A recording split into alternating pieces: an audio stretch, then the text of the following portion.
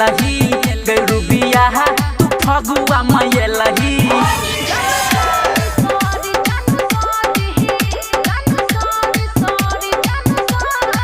गे पूजिया तू फगुआ में लही गे पूजिया तू रंग कनी खेलही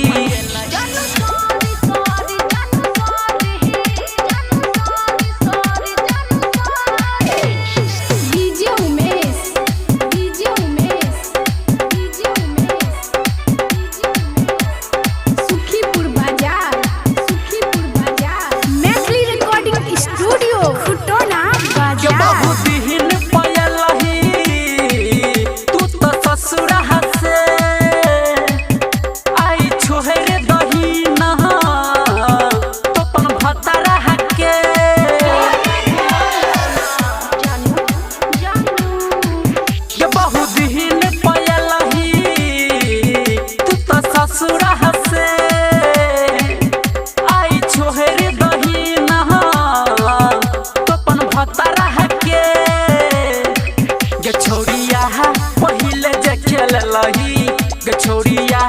पहिले जे खेलही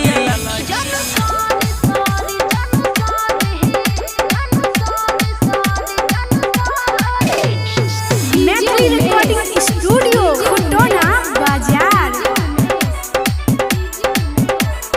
सुखीपुर बाजार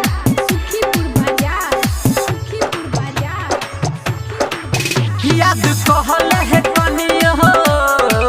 पिछला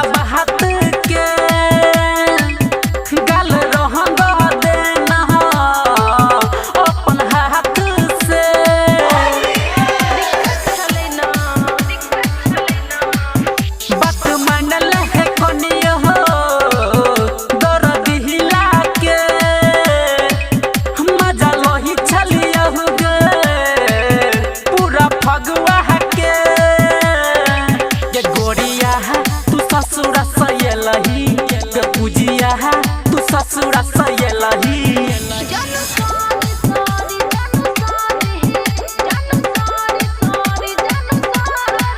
के बुझिया तू फगुआ